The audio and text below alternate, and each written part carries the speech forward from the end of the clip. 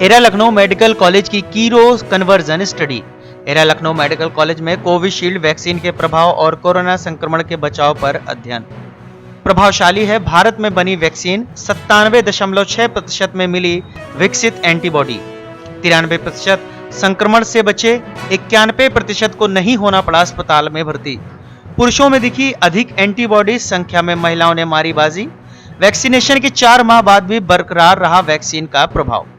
भारत में बनी corona vaccine कोविड-19 संक्रमण के खिलाफ कितना प्रभावशाली है, इसको लेकर एरा लखनऊ मेडिकल कॉलेज के शोध अत्यंत उत्साहवर्धक हैं। शोध के परिणाम से स्पष्ट है कि कोरोना वैक्सीन इस महामारी के खिलाफ जंग में मील का पत्थर साबित होगी। एरा का शोध इन बिंदुओं पर केंद्रित था कि देश में बनी कोरोना वैक्सीन कितनी और कितने समय के लिए प्रभावशाली है, विभिन्न आयु वर्ग पर इसका कितना प्रभाव रहा, महिलाओं और पुरुषों पर इसका क्या असर रहा, वैक्सीन की दोनों डोज लेने के बाद भी जिन लोगों को कोरोना संक्रमण हुआ उनमें वैक्सीन कितनी फायदेमंद हुई। शोध टीम में एरा विश्वविद्यालय के कुलपति doctor Farzana Mehndi, Era medical college के प्रधानाचार्य डॉक्टर MM फरीदी, विभागाध्यक्ष मेडिसिन विभाग doctor Jalees Fatima, professor Shariq Ahmad, doctor Varun Malhotra, doctor Hana Khan और डॉक्टर दिलशाद अली रिजवी प्रमुख रूप से शामिल थे।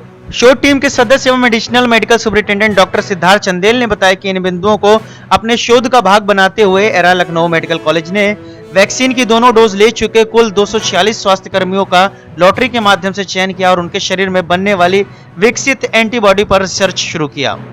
चयनित स्वास्थ्य कर्मियों में 34 doctor, 35 nursing staff, 65 paramedical, 71 housekeeping और 42 सुरक्षा कर्मी शामिल थे। कोविड-19 की दोनों लहरों के दौरान 5000 कोरोना संक्रमित मरीजों का एरा के स्वास्थ्य कर्मियों द्वारा सफल उपचार और देखभाल किया गया था। कोरोना की पहली लहर के बाद शुरू हुए विश्व के सबसे बड़े टीकाकरण अभियान के लिए एरा को भी केंद्र बनाया गया था और 16 जनवरी 2021 को प्रधानमंत्री के संबोधन के साथ एरा में टीकाकरण यानी वैक्सीनेशन शुरू हुआ था।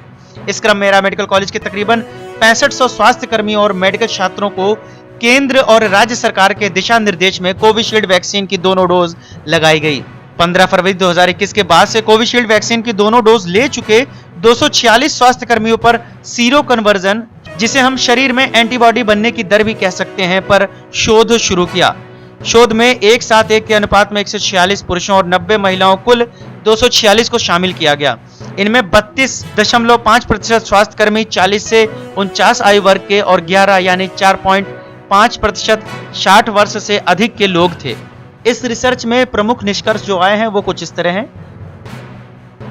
कोविशील्ड वैक्सीन कोरोना संक्रमण को रोकने और उसके प्रभाव को कम करने में काफी कारगर साबित हो रही है।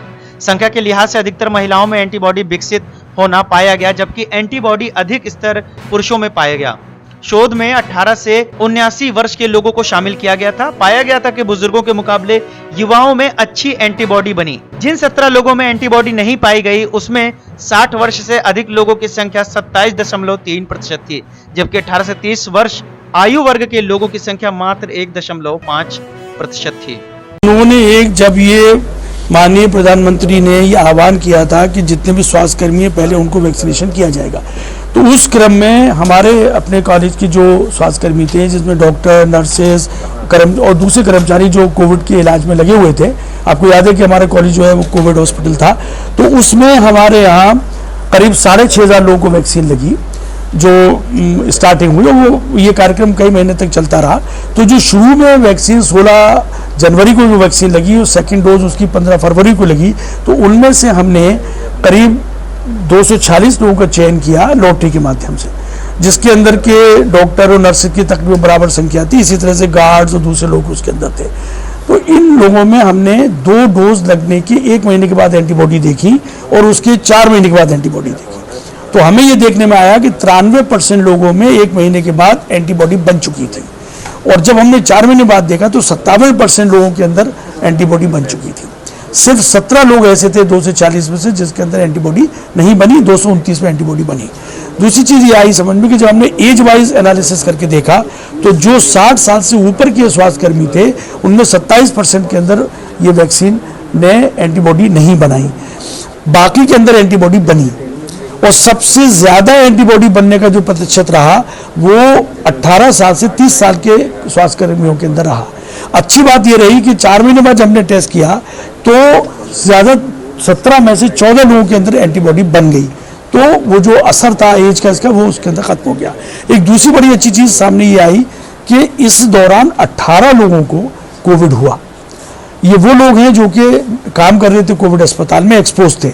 तो जो 246 लोग थे जिनको हम स्टडी कर रहे थे, उनमें से केवल 18 लोगों को ही कोविड का इन्फेक्शन हुआ, और उनमें जो फर्दर जब हमने एनालिसिस करके देखा तो 3 लोग ऐसे थे जिनकी 1 महीने के ऊपर एंटीबॉडी निगेटिव थी, और 15 ऐसे थे जिनकी एंटीबॉडी बन चुकी थी।